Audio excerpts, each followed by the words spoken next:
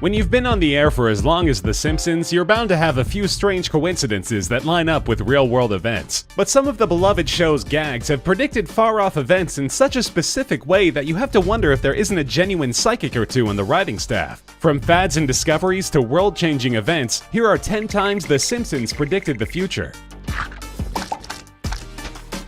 The 20th installment of the show's annual Halloween episode, Treehouse of Horror, aired in 1998. The short opening segment featured Homer trying to use a voting machine to vote for Barack Obama in the 2008 presidential election. But the machine has other ideas. It keeps changing Homer's vote to John McCain, causing an increasingly panicked Homer to attempt to flee to alert President McCain to the malfunction. Of course, this caused many fans to scratch their heads just 4 years later, when problems with voting machines were reported across the country during the 2012 election. While a number of machines were indeed discovered to be changing votes for President Obama into votes for his Republican opponent Mitt Romney, some were actually found to be doing the opposite. The controversy over unreliable voting machines carried over into the 2016 presidential election as well, and is likely to continue for some time. At least nobody has been sucked into a voting machine and mangled to death, as happened to Homer at the end of the Treehouse of Horror segment, that we know of so far.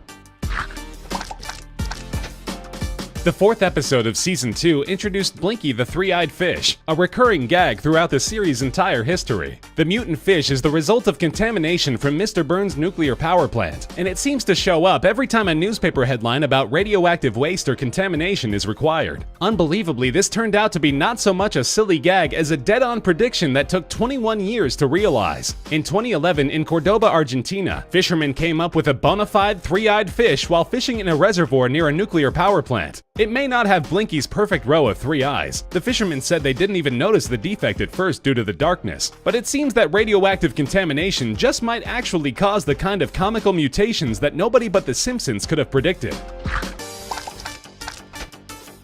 In the classic Season 10 episode, The Wizard of Evergreen Terrace, Homer is inspired by Thomas Edison to become an inventor, coming up with genius ideas like the makeup shotgun and an electric hammer. These don't go over very well, but he's encouraged when one of his inventions, a chair with extra hinged legs on the back that won't tip over backward, is actually praised by his family. But it turns out that Edison invented it first, causing Homer and Bart to break into the Edison Museum with Homer's electric hammer for a little chair smashing. Of course, Homer decides not to go through with it, and ends up accidentally giving Edison credit for the electric hammer as well. This 1998 episode makes a surprising reference to an event that would rock the world of science 14 years later. In one scene, Homer can be seen writing on a chalkboard that has an elaborate equation written on it. In his book, The Simsons and Their Mathematical Secrets, Dr. Simon Singh writes that this equation is just a tiny bit off from describing the famous Higgs boson particle, discovered in 2012. Dr. Singh writes that the math background of many of the show's writers is obvious in many of these kinds of references throughout its history. Season 5 Springfield, or How I Learned to Stop Worrying and Love Legalized Gambling, juggled multiple plot lines in its overall plot about the introduction of a casino to Springfield. Homer gets a job as a blackjack dealer, Bart starts his own casino for kids, and Lisa struggles to complete a costume for a school pageant without the help of Marge, who develops a serious problem with the slot machines in record time. The event predicted by this 1993 episode was an utter shock to the world of entertainment, and fans were quick to point out the morbid coincidence. In the show, a tiger-taming duo named Gunter and Ernst are attacked and mauled by one of their white tigers. This was an obvious reference to entertainers Siegfried and Roy, who in 2003 lost control of one of their white tigers during a performance. The big cat dragged Roy Horn by the neck, resulting in a near-fatal injury that required months of hospitalization. Fortunately, he made a complete recovery and returned to show business before retiring in 2010.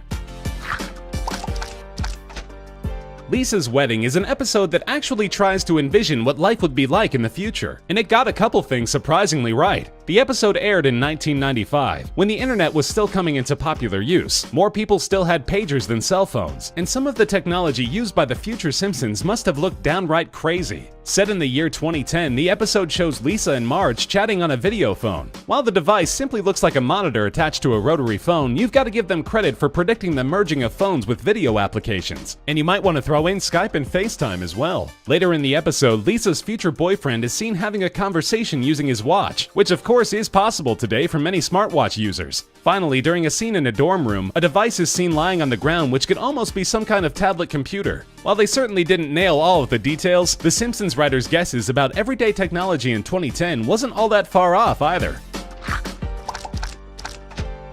The The Simpsons began its habit of casually foretelling future events early in its run. In the 9th episode of Season 2, Itchy and Scratchy and Marge, the show takes a satirical jab at its early critics by having Marge become a crusader for censorship. After seeing her kids copying violent behavior seen on the Itchy and Scratchy show, Marge forms a citizens organization called Springfieldians for Nonviolence, Understanding and Helping, or SNU for short. While she succeeds in getting all of the violence removed from Itchy and Scratchy, she decides things have gone too far when members of her group urge her to boycott a touring exhibition of Michelangelo's David, believing it to be obscene. Believe it or not, this ridiculous scenario played out in real life when Russian voters were asked whether or not to clothe a replica of the famous statue in St. Petersburg. It was argued that the exhibition would be seen by schoolchildren and could be seen as inappropriate. Unbelievably, this is one time that truth turned out to be even stranger than fiction. In Springfield, Marge, believing the David sculpture to be a masterpiece, conceded that it's wrong to censor one form of art but not another, and Itchy and Scratchy got their violence back.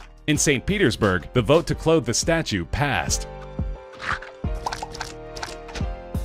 The Season 6 episode Lisa on Ice sees Lisa and Bart getting into a ferocious competition as members of competing hockey teams. It turns out that Lisa is a natural at goaltending, and she helps lead Apu's Quickie Mart squad to their best season. But in the climactic game against Bart's team, it all comes down to Bart versus Lisa, when Bart gets a penalty shot as time expires in the tied game. The episode ends on a heartwarming note, as the brother and sister remember all their good times growing up together, lay down their equipment and hug, ending the game in a tie. Of course, this being Springfield, the spectators promptly begin rioting. If you blink, you might miss the clever reference to the future in this episode. Nelson has an Apple Newton, a then-new PDA that featured handwriting to text recognition. When Nelson takes a note to remind himself to beat up Martin, the Newton mistranslates the note as "eat up Martha." Anybody who has ever used Siri can relate, but this episode aired in 1994, 17 years before Siri's debut. In the episode Bart Carney, Homer and Bart end up as carnival workers after a mishap involving Bart and some property damage. When Homer gets a fixed gaming operation shut down by failing to properly bribe Chief Wiggum, the Simpsons invite a Carney family to stay with them and get tricked out of their home. The episode aired in 1998, and the carnival sequence seemed to predict a gaming fad that seemed ridiculous enough at the time to qualify as a sight gag. A bunch of happy kids are seen playing on a virtual reality yard work simulator, which is a pretty accurate description of the wildly popular social network game Farmville, and others like it. It might have seemed pretty silly to think that people would waste hours tending to virtual crops in 1998, but by 2011 you were being invited to do just that by seemingly everybody on your friends list.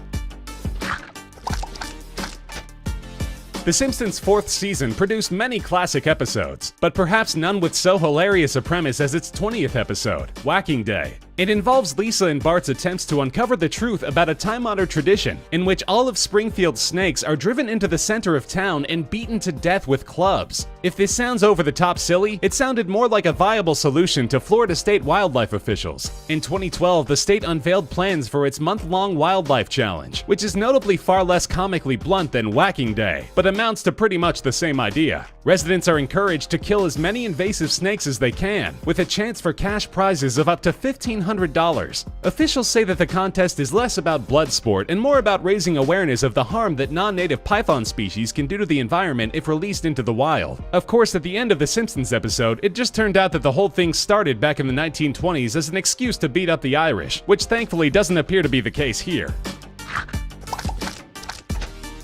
Finally, the 11th season episode Bart to the Future is another future-looking episode which sees Bart being shown a vision of his future after the family makes a stop in an Indian casino. It's not a pretty sight. He ends up as a failed wannabe rock star living with Ralph Wiggum, but it doesn't turn out so bad for Lisa, who is the first female president of the United States. This March 2000 episode didn't have much to say about future technology, but it did depict an America that seemed to be going slightly crazy, and it got one thing devastatingly right, when President Lisa Simpson informs her cabinet that they have inherited quite a budget crunch from President Trump. The episode, of course, received quite a bit of renewed attention after the 2016 election, 17 years after it first aired.